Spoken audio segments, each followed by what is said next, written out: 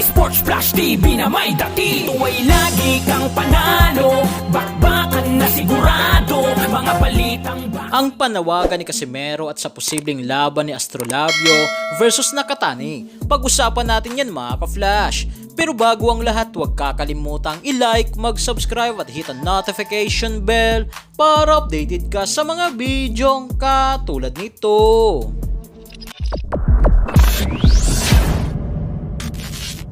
Matapos nga po ang pagkatalo ng ating dalawang boxer, former world champion Jerwin Prettyboy Angkahas at former mandatory challenger Juna Sultan, ay binasag nga po ni former 3 Division world champion Angas ng Pinas General Cuadro Alas Casimero ang kanyang katahimikan sa social media at sinabing wag nga raw nating i-bash si Manny Pacquiao o ang MP promotion o kahit si Sean Gibbons sa kadahilanang hindi naman nga raw nila ito kasalanan ang matalo si Angkahas at Sultan sa pamamagitan ng body shot. Wala nga raw ditong kinalaman ang MP o si Sean Gibbons at tigilan na natin ang pambabash sa kanila at baka maano pa yan. Dagdag pa ni Casimero na labas dito si Manny Pacquiao at sa galawan talaga ito ni Gibbons o ng Viva Promotion na ang dapat nga raw ditong linisin o palitan ay ang trainer na nagtuturo sa dalawang boxer na bakit mahina ang bodega ni Sultan at ni Angkahas.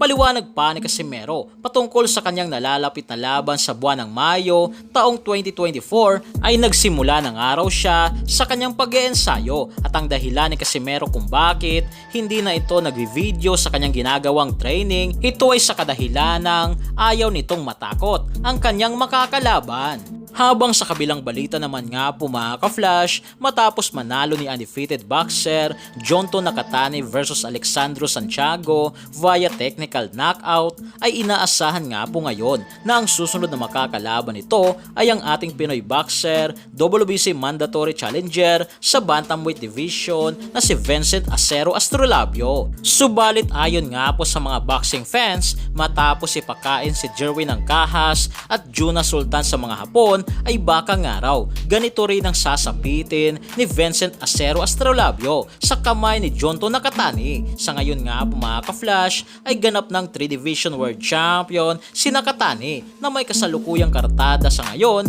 na walang talo. May 27 wins at 20 knockouts. Kayo mga ka-flash, may pag-asa kayang maging world champion si Astrolabio at maagaw ang WBC bantamweight na titulo kay 3 Division World Champion Nakatani? Para sa inyong komento at reaksyon na i-komento nyo na sa baba.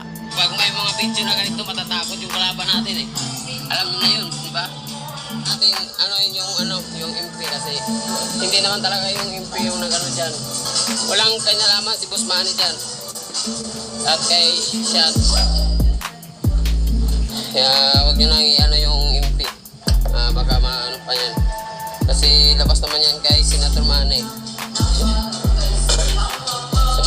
Sa mga galawan na yan ni Sean. At yung MP ba yun? Kaya para magkaliwanagan dito. Kasi maraming ano dito. So yan lang para sa ating balitang boxing. Ano ba ang masasabi nyo tungkol dito?